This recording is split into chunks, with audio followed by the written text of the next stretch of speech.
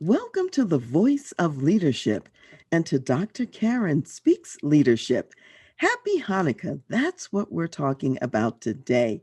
And I have two very special guests with me that are going to join me in talking about Hanukkah and its meaning.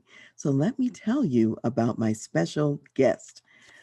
My special guests are Chad and Laurel Barr, a husband and wife team. Laurel Roebuck Barr, one of four children, was born and raised on the east side of Cleveland. Music and Jewish education were the focus of their lives.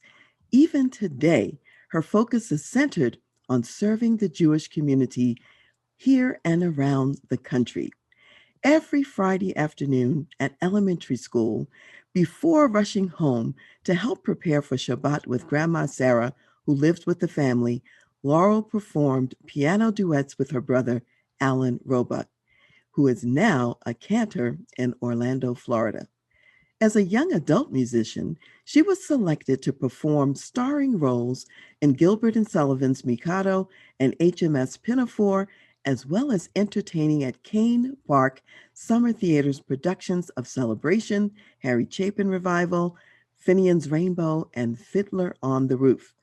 Laurel entered Carnegie Mellon University in 1975 and finished her studies at the renowned Cleveland Institute of Music. Upon graduation, she joined the faculty of the Cleveland Music School Settlement. It was during the summer of 1977 at Camp Wise in Chardon, Ohio, when Laurel met her future husband, Chad Barr, the musical emissary from Israel. Chad had just completed his mandatory Israeli army service and arrived to bring the spirit, culture, and music of Israel to the camp. Chad Barr is the president of the Chad Barr Group, a global organization with clients in the UK, Italy, Germany, Australia, New Zealand, Canada, and across the United States. His firm is recognized as one of the leading strategic internet development organizations in the world. Chad devotes his time to writing, coaching, consulting, speaking, and leading the Chad Barr Group. He is a prolific writer about the web, marketing, and business strategy. He's published hundreds of articles and several books that teach how to leverage the web to build your brand and transform your business. Chad and Laurel were married in 1979 and raised two children, Sharon, who's now a rabbi, and Jacob, an entrepreneur. They are the proud grandparents of Daphna, Liav, Hadar, and Bentley. After years of study and apprenticeship, Laurel was invited to become the full-time cantor at Temple Emmanuel in Cleveland with Rabbi Daniel Roberts. In addition to leading worship services, teaching, and preparing B'nai Mitzvah students, she, with other cantors, performed in and organized concerts and special Jewish musical events for the community. Laurel and Chad continue to serve the community in worship. Laurel officiates at all life cycle events for the Jewish community and has created an interactive educational program called the Playground for Young Learners. It gives Chad and Laurel great joy to create special experiences and friendships while uplifting the spirits, souls, and hearts of many through technology, music, and prayer. So it's my great pleasure and honor to welcome to the show Chad and Laurel Barr. Great to be here with you, Karen. I could listen to Thank you all you. day long. That was quite the intro. Well, thank you so much. I just realized I probably butchered a few names, so hopefully Got them all right. Oh, that's amazing. So thank you again for being here. I'm so delighted that you're my guest. And before we get into talking about Hanukkah, because we're really going to spend some time on Hanukkah as well, I want to start with the two of you and ask something about your life and your history. So my first question to you is this. Tell us about your meeting at Camp Wise. How did your courtship emerge, and how was it that you selected one another? You want to hear my version or hers? I want to hear both That's a versions. loaded question. I just finished my military service, as you articulated in the bio presentation. Just finished my military service, and a friend of mine saying, they're looking for representatives to go to summer camps in the U.S. At that time, Israel was sending about 400 representatives all over the U.S. and Canada, and today it's more like possibly 4,000. So it was my dream to always make it to the U.S. one day, and what a great opportunity. So I went to audition and in Jerusalem. And the guy said to me after the audition, "You accepted. You'll be on the plane shortly thereafter." And I said to him, "Where are you sending me?" And he said, in a typical Israeli answer, "This beautiful place by the lakes called Cleveland, Ohio." Never heard of Cleveland, Ohio. So I remember asking him, "How far is that from New York?" And he said, "It's pretty close. It's about 2 fingers on the map." Anyway, I got to Cleveland to represent both the country and the music. And first thing off the plane, I noticed this beautiful lady sitting there, and I'll let you continue, honey. That's a good place to stop. Yes, on the beautiful lady part. There you go. So I was the music director of this summer camp. It was a Jewish summer camp. And this young man with very long hair, beard. He had a pouch on his neck with the Psalms. And I thought, oh, this is a nice Jewish boy. My parents will be very happy. And he smoked very much. That was not the good part. And he got off the plane, like he said, and he came out to the camp, and he was still wearing like army fatigue colors. And he was wearing a man purse. Okay, this was in the 70s. This was not cool yet. And I'm like, oh boy. And he didn't really speak any English. He knew a few words in English. And I spoke Hebrew, so that worked out well. And we started to talk and chat. And I don't think we liked each other very much at the beginning. Well, we decided to compromise, so we decided to get married. Yeah, there you go. But we had to work together a lot, and then we started, talking more and getting closer. And whenever they couldn't find him in the camp, they would come to say, "Where's Chad? Where's Chad?" I'm like, I'm not in charge of him. I don't know where he went. So we worked together all summer, and we taught the kids, and we did some shows together. And then he stayed just a month later and went back to Israel for the year, and fought in the first incursion from Lebanon into Israel. So when we couldn't speak back then, because every phone call was $3 a minute. So I wrote lots and lots of letters, and I received about 3 during the year. But Right, it took me much longer to write, so anyway. Yeah, we did speak one time during the year when the Egyptian president Sadat came to make peace. And it was a very exciting time for me and for all of us, the Jews all around the world. So I did call you on that day. I was able to thank you. So that's a quick story about. Yeah. One of the things I love about the story is I'm hearing a preparation. And what I mean by preparation, Laurel, you already knew Hebrew, so you would be able to speak to your future husband who didn't speak English. And you guys had to spend some time working together first before you even decided that you really liked each other well enough to get married. This is true. And that's good. That's a great recipe. Work together, do something productive for someone else, and let the love develop and emerge. So I love that part of your story. So let me ask this, Chad, what was it like for you, just briefly, growing up in Israel? I was born in this beautiful city in the northern part of Israel called Tzfat. It was known as more of the artist colony at that time, today more of a spiritual city.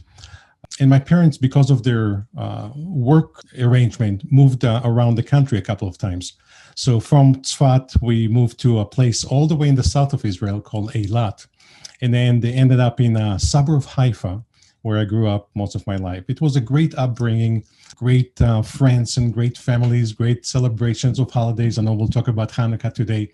My parents always focus on raising us with great values and focus on education, but also music was very important. So I remember from very early days in my life, and I know in Laurel's life as well, we started music education.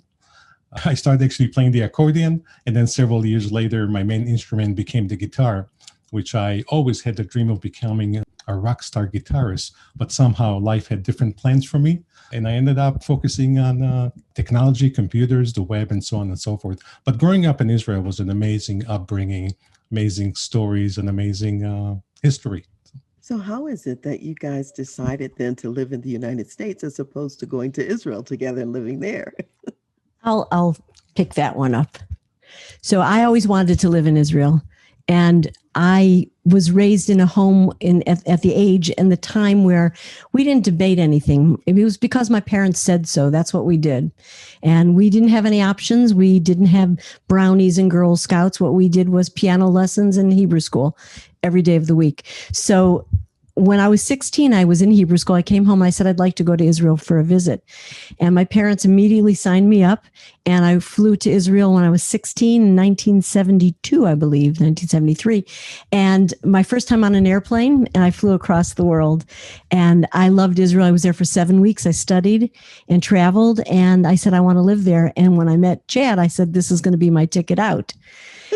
And the ticket was non-refundable, and I did not get to live in Israel, although I always dream of living there. I really do. There's a whole different kind of atmosphere living there. As a Jew, it's a completely different thing. You know the Sabbath is coming. The world comes to a stop. It gets quiet. It was something I always dreamed of. I can still do that, I think, one day. Can I? Perhaps. Okay. He says perhaps. We're making some new announcement tonight, Karen. You're making some new announcement. Okay. So Chad, why did you decide to stay in the U.S. instead of going back to Israel? It was a time I just finished my computer science education, was looking for a job.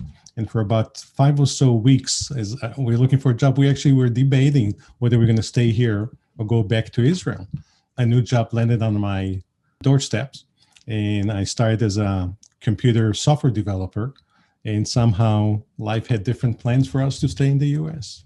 Okay, fantastic. So, Laurel, one other question I want to ask you, something from the bio. You mentioned that you started sort of a program or process called Prayer Ground for Young Learners. Tell us a little bit about that. That sounds interesting. So, yes, the program is called Playground, and I found that students today have so many things pulling them in so many different directions, especially for the boys, the sports. They play sports every day after school. They play in the evenings. They have tournaments. They're all summer long. And also with the girls, that they're very busy with extracurricular. So I tried to create a program where we can do more hands-on, even through Skyping, FaceTime, but it's more of a hands-on learning program. And it's been well received. It's mostly for bar mitzvah age, 10, 12, that age group that starts to come on, and then at 13 become bar mitzvah. It's just another way to get to kids today. Are they actually praying on this platform? Well, they learn the prayers. They learn Hebrew. They prepare for a bar mitzvah. They learn the Bible. They learn to read from the Bible, which is interesting because we're the only people, the only religion now that reads it from its original text in the scroll. So it's a difficult task, and we do it. We get them to read from the actual scroll. So I guess that's why you have to go to Hebrew school every day. That is correct. But now it's down to once a week. Kids just are too busy. You know, it's funny because I remember, you may not know this, Laurel, but I grew up in Baltimore in a Jewish community, and I went to Jewish schools. And so all of my classmates, they would go to Hebrew school every day too. So I remember those days. And on the Jewish holidays, we celebrated the holidays at school. And so we sang the songs and did all of that. So I certainly remember it, and remember enjoying just learning about the culture and the religion as well. So let's jump right a little bit into Hanukkah. And what is the meaning and history of the Hanukkah holiday? I know it's a long story. Give us the Cliff Notes version. Well, the Cliff Notes version is we fought, we won, now we eat. Well, that's really the Cliff Notes. Maybe fill in a little bit more. Very Cliff Notes. So back in ancient times, when the Jews were not allowed to study the Bible, and the Greeks came and took over the temple in Jerusalem, they spilled pig's blood. They knocked everything over. They destroyed it basically on the inside and desecrated it. And they gave us an ultimatum: convert, pray to our gods, do not pray to your God, end circumcision, which of course is a covenantal in Judaism, and all will be well. And of course, the Jews were not willing to accept that.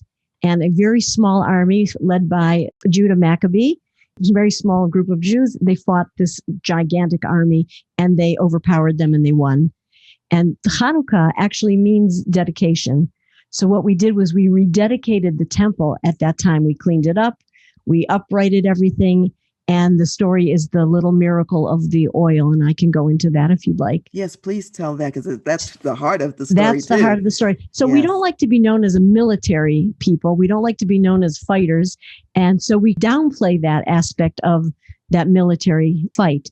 We have what's called a ner tamid, an everlasting light, in the sanctuary, in every synagogue. Today, they're usually light bulbs, but back then, of course, it was oil. And when we came back into the temple, we could only find a very small jug of oil. It was supposed to last just for one day. And the miracle of the holiday is that it lasted for 8 days. Therefore, the holiday of Chanukah lasts for 8 days. It's about lighting up the night and lighting up the darkness and being a light unto the nations. Oh, yeah, that's phenomenal. Yes, lighting up the dark and being a light to the nations.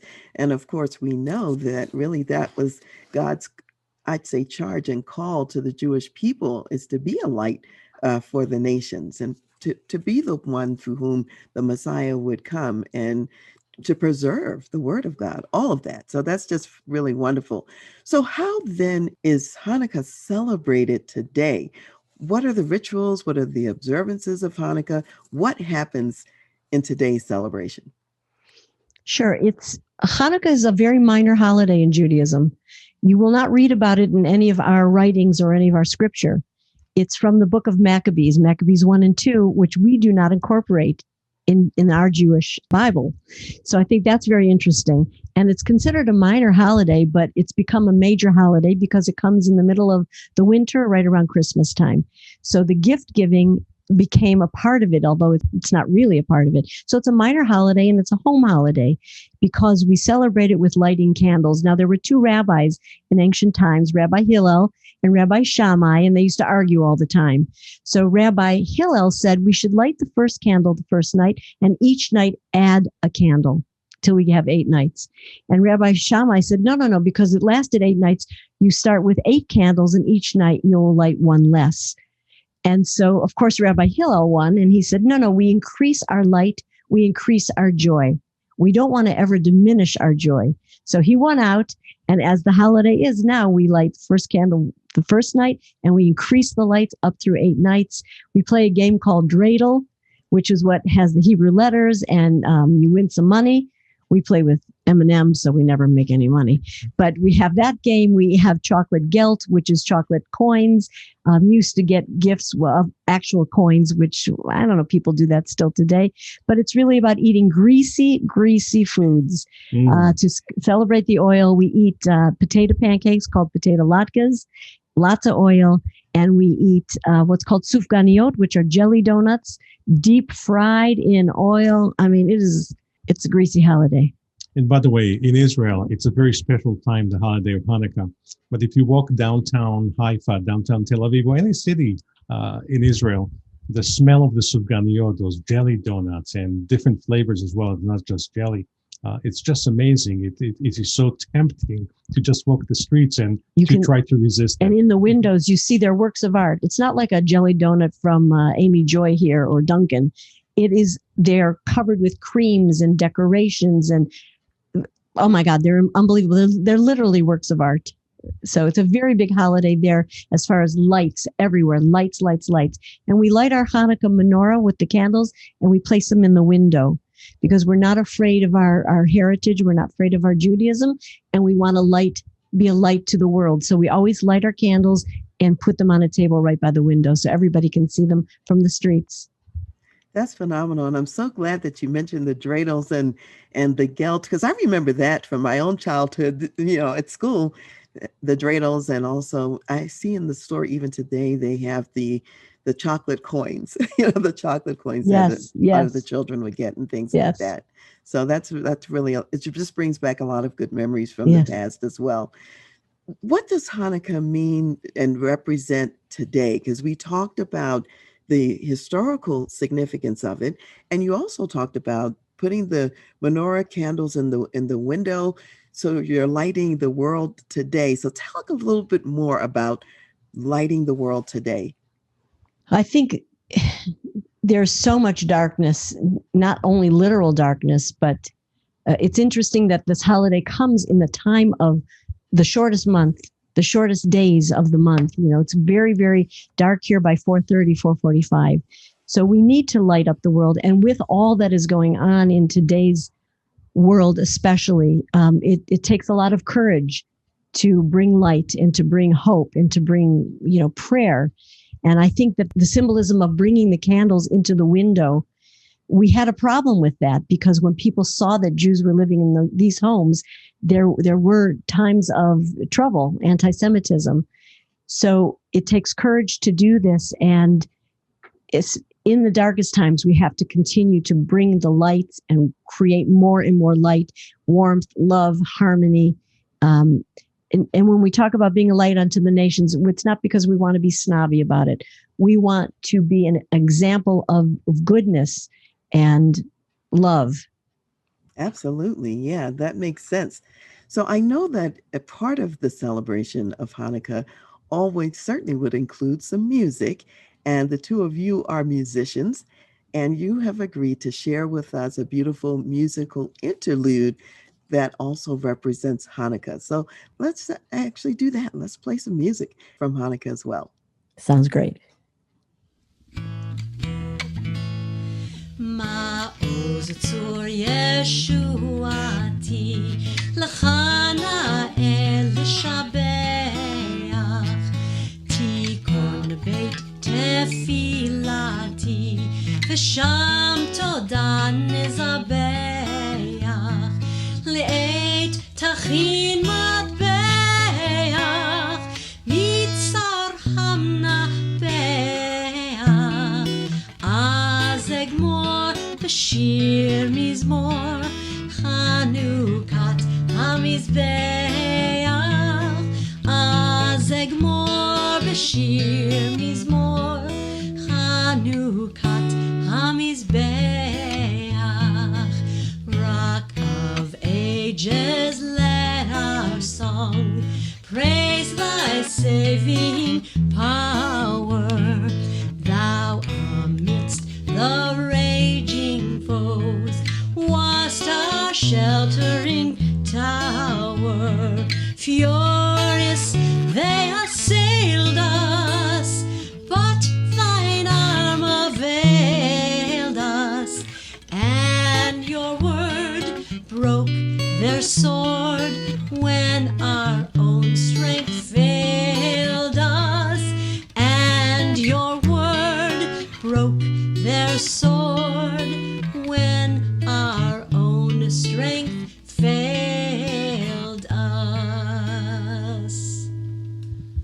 What a beautiful song. I absolutely loved hearing about it. And I really liked the part where it talks about, there are times in our lives when our own strength really does fail us. And what's great is that there is the Rock of Ages. There is the God who is the shelter in the storm.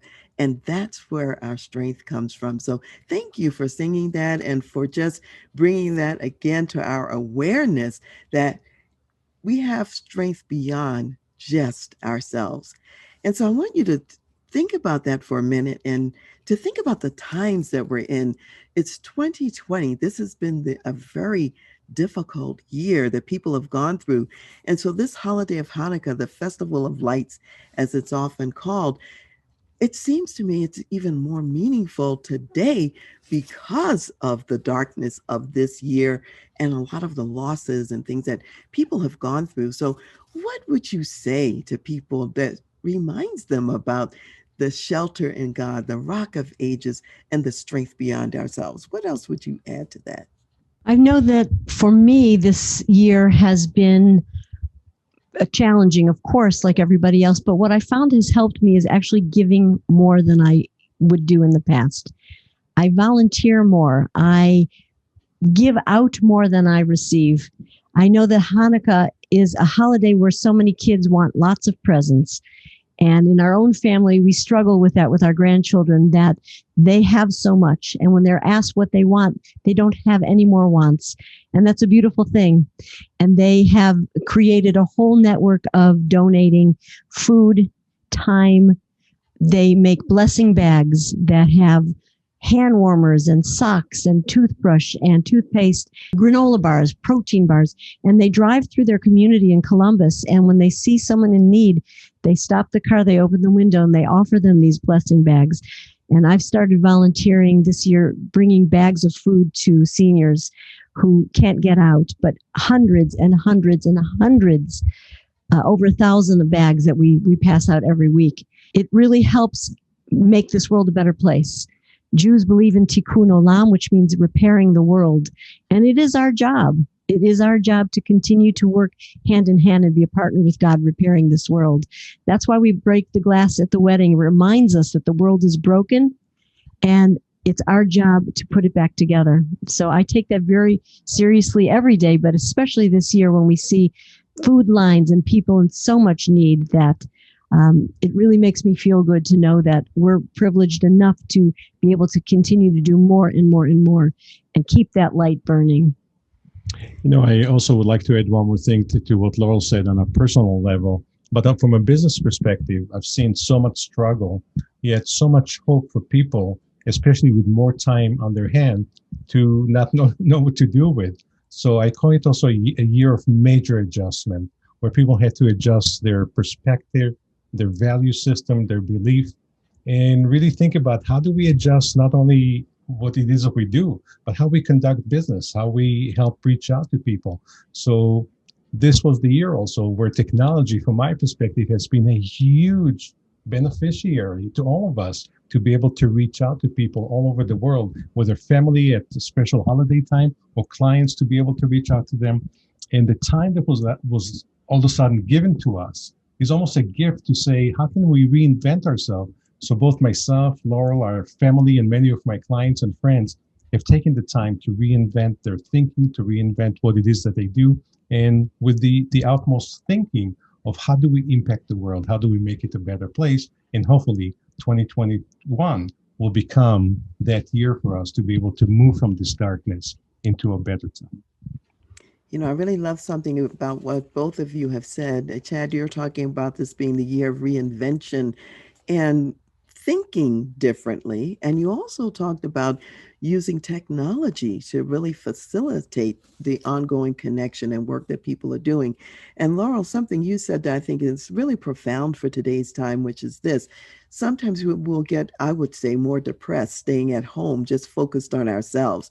And so really part of the answer is look outside, see where there's another need and where you can speak into that or physically do something to help someone else.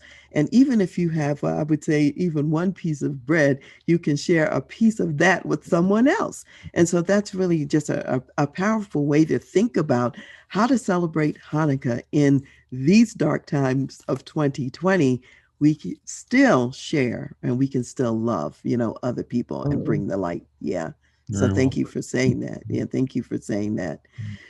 So how can people reach you? How can they get a hold of you after this time if they wanted to stay in touch? Well, the easiest way to reach Laurel is to go to her website, laurelbarr.com, LAURELBARR.com. And we've been fortunate, we being my company, been fortunate to actually be behind the invention and creation of Laurel Web Presence website. So laurelbarr.com is the easiest, and of course the phone number is there and email so people can Call reach me. out.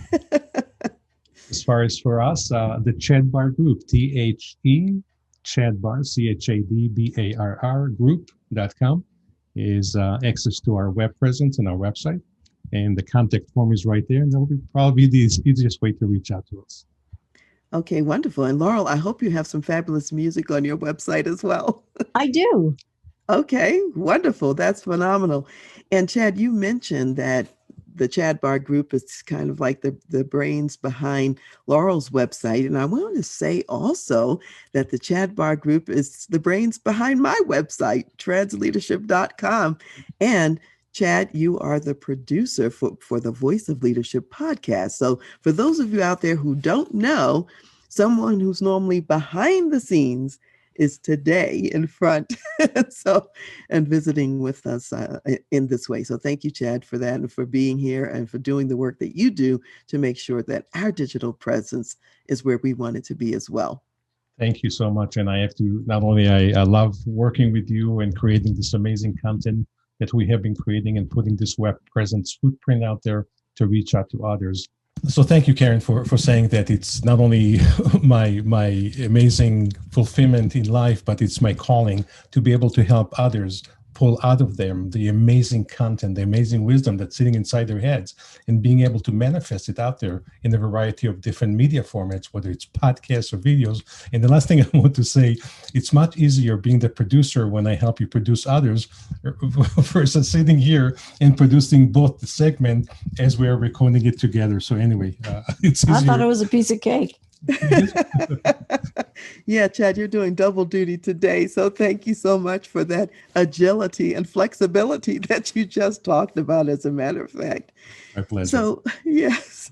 So as we're winding up today, what words of wisdom do you want to leave for my audience of executive business leaders? There are people out there who are running significant businesses and companies and organizations, and they're just coming off of this 2020 year and looking forward to 2021. So what words of wisdom would you like to leave for them?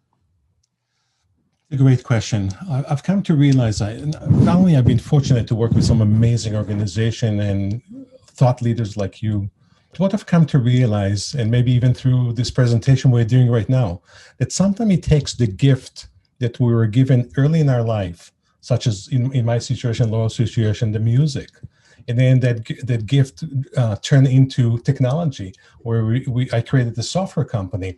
And then the software company evolved itself into a web strategy and implementation kind of company. So going from using into software, into web, into technology, has allowed me to leverage every aspect of what I learned early in my career.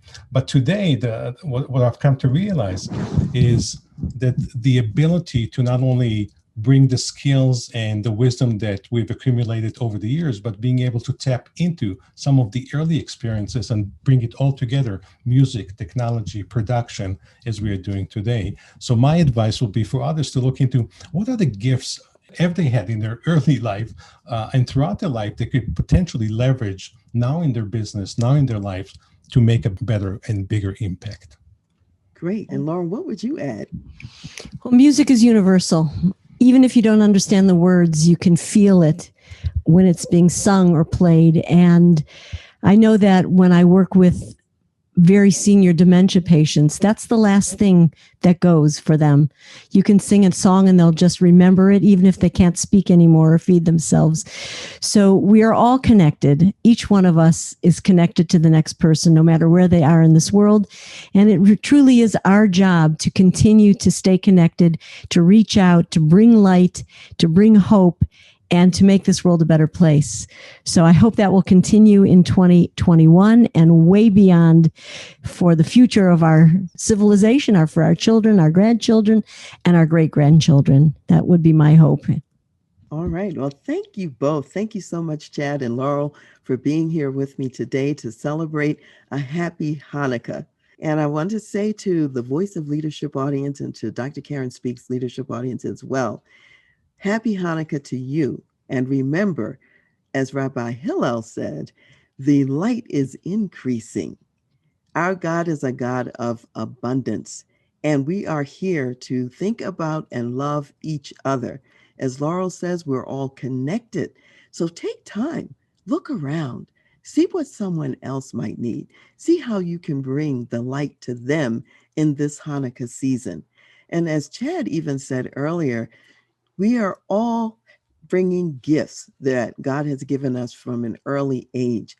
So take those gifts, add to them now, and make beautiful music the universal language of the world, as Laurel said today. And as I said in my book, you are the instrument of your leadership. So go out and play your great music. Hello, this is Dr. Karen, and I want to tell you about my book, Lead Yourself First, the Senior Leader's Guide to Engaging Your People for Greater Performance and Impact. This book is about playing the music that only you can play. Leadership is about more than following clever techniques. You are the instrument of your leadership. People are inspired by you and how you show up.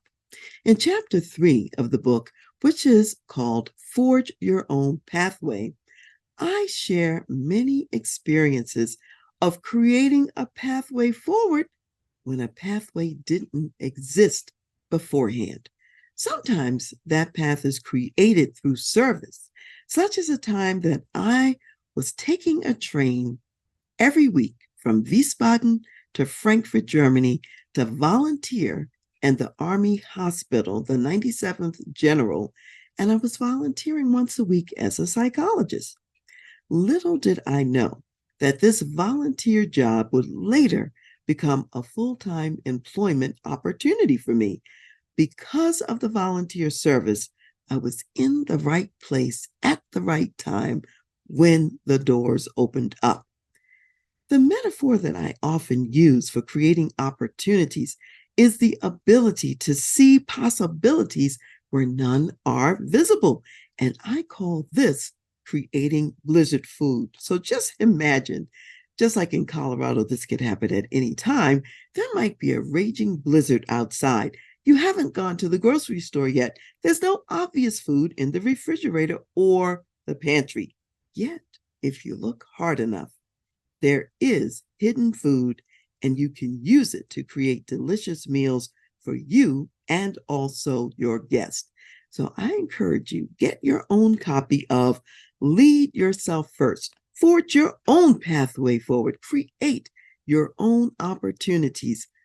Be the instrument of your leadership and create some delicious blizzard food.